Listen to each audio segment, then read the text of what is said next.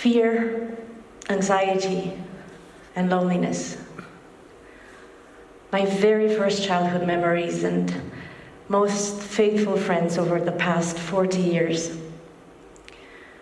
Anticipated family catastrophes, social anxiety, panicking upon making a mistake, and a loneliness that I could not explain have always accompanied me. As I fell in love in high school, held a job during college, gained and lost faith, got married, had a baby, and pretty much planned my every single day. What I'm going to talk to you about today is dangerous. We all know of it. We may know someone who's lived through it or may be living through it ourselves, but we never talk about it openly for fear that we may be labeled in a way that will lead to social exclusion. While we are absolutely okay to accept that the things that we use in life can break, we are so ashamed of accepting that we too can break as well. I am here to challenge you. I am here to provoke the thinking that our nervous breakdowns are not moments of weakness, that they are in fact moments of unlocking the different levels that lead to our true selves. I became a mother 11 years ago, and for a full 5 minutes, I was the happiest woman on the planet. Moments into motherhood, though, fear and panic were back with me. While I expected the birth of my son to be filling me with peace and joy, as all of the literature and society was telling me that it should, this momentous event prompted an earthquake in me that little by little helped me shed all of the layers that I had placed on the real, true me.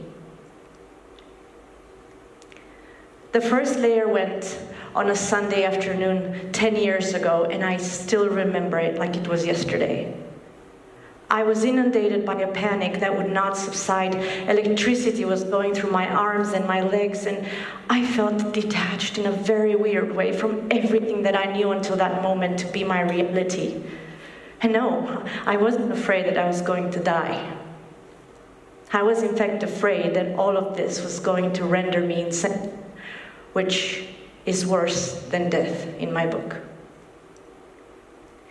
Up until that moment, I had shoved my fear and anxiety behind the door and under the carpet and in the cupboard, but now they were not to be leashed any longer. They were taking control of me, turned me into someone that was very different and someone that even I had a very hard time dealing with.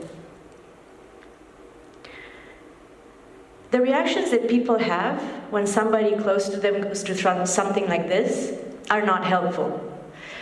It seems that people are extremely quick to judge, profess solutions, tell you what you should have done not to get there, what you should do to get out of there. Now, I was a very obedient person and quite in a lot of turmoil at this point, so I tried everything that I was told, everything that I read about, and everything that I heard of that would help. So I called the ambulance several times, saw doctors, took all kinds of medicine, went on vacations, saw friends, took herbal remedies. Heck, I visited energy healers. Nothing helped. Nothing helped until, after seriously wrestling with my beliefs, I stepped into the psychiatrist's office. I started taking the appropriate medication and going to psychotherapy. I was diagnosed with a mild to severe depressive and anxious episode, and told that given my story, I probably suffered from this from early childhood. It took 5 months from the very first moment I broke down, for me to actually start seeing cracks of light.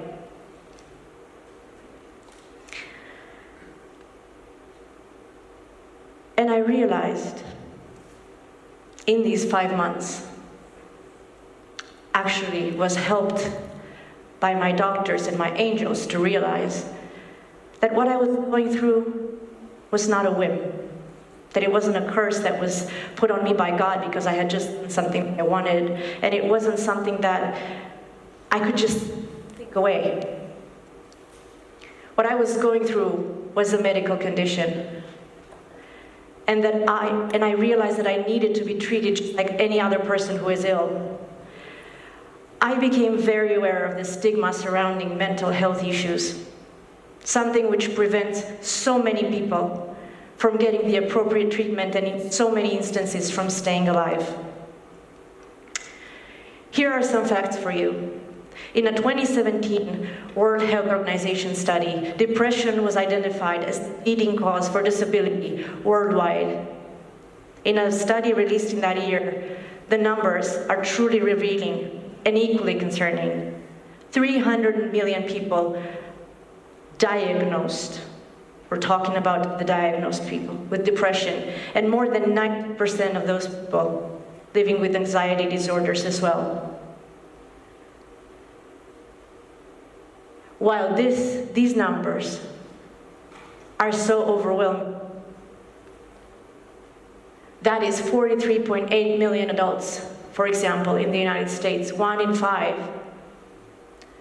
Only 41% of them receive mental health treatment. And when we are looking at children aged to 15, 50% of them.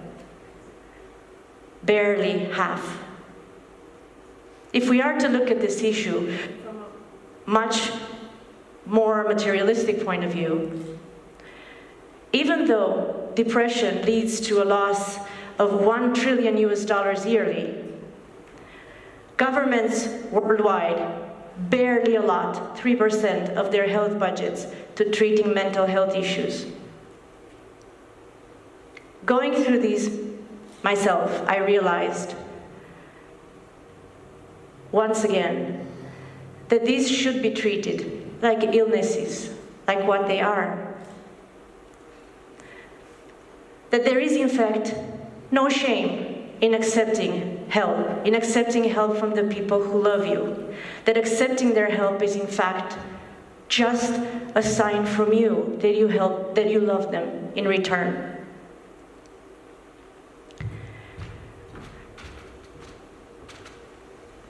As medicine and therapy stabilized me,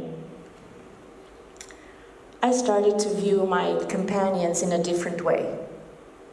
Fear and anxiety may have helped our ancestors stay away from danger, but when left to their own devices, in us they bring chaos. I realized the hard way that life in their company is dangerous and very lonely. Great, I realized that.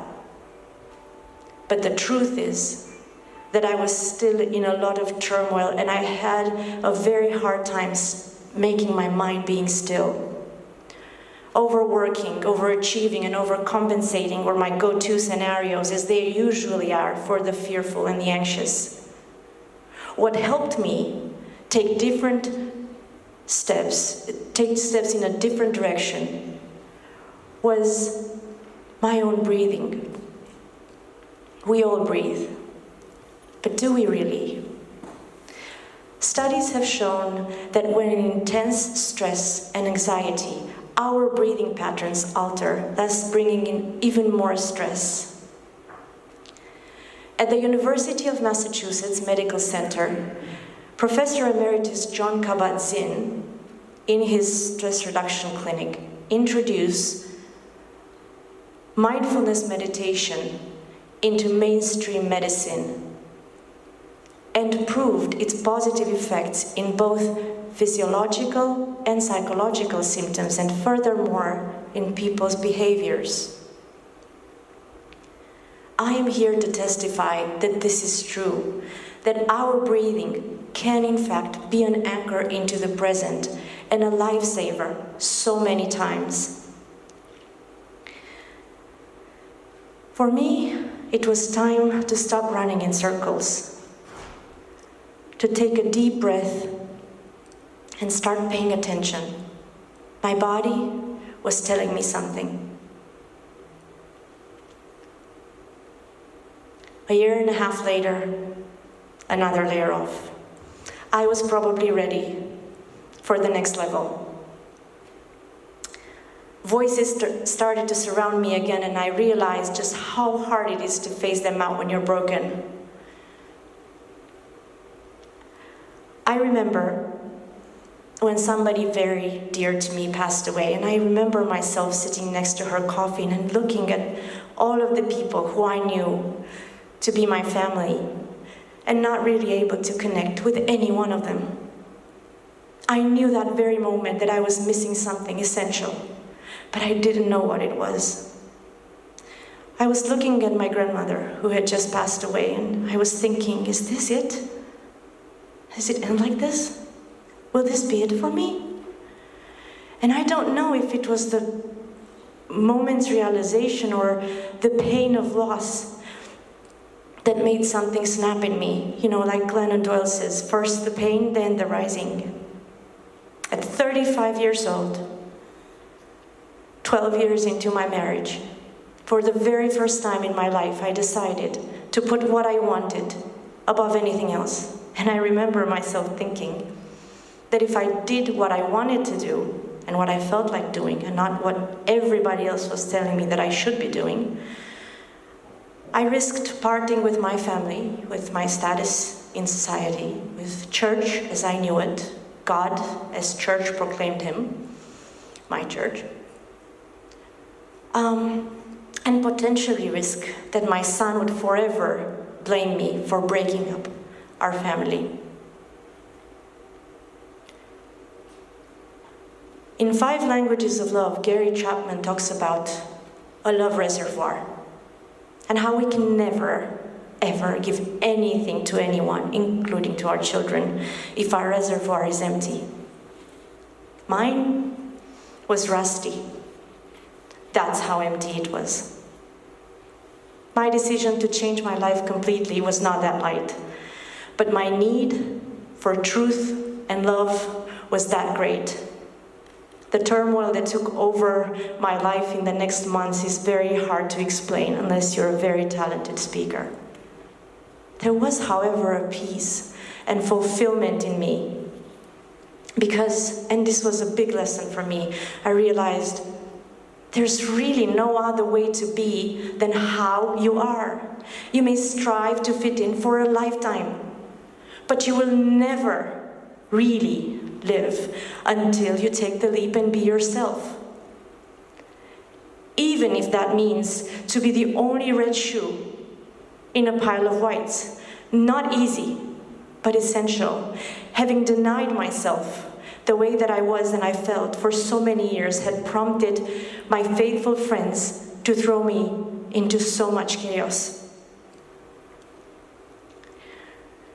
So I started my life at 35. Better late than never, right? I got divorced, left all of my possessions that I had worked so hard for behind, moved 5 times in 5 years. Saw my son crying, not understanding, begging me to move back in, and my list of friends getting smaller and smaller, because you know it must be magic. The moment when you start showing yourself for who you really are, you start seeing people for who they really are as well.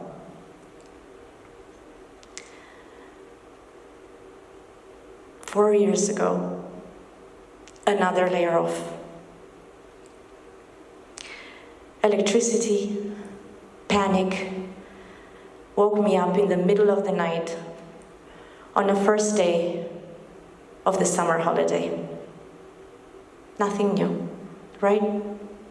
What was new this time was that my partner and I knew everything that had happened to me. So instead of hearing, oh, come on, just get over it, think of something else, I heard, okay, it's time to see the doctor. And most importantly, I thought, it's time to see the doctor, because we both knew I needed to get stabilized first, you know.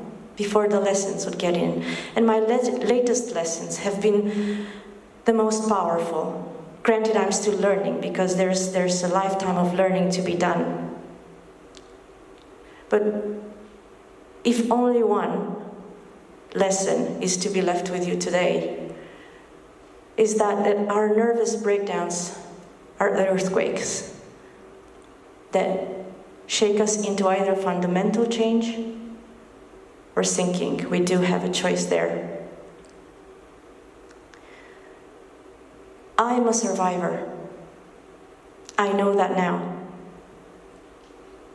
Even while knowing that I will forget it in the middle of another breakdown. Thus, the reminder tattoo. I give you permission to use my words and my experiences that I shared with you today to behave differently towards yourselves and the ones next to you in moments such as these. I invite you to breathe, to pay attention, and let yourself be molded.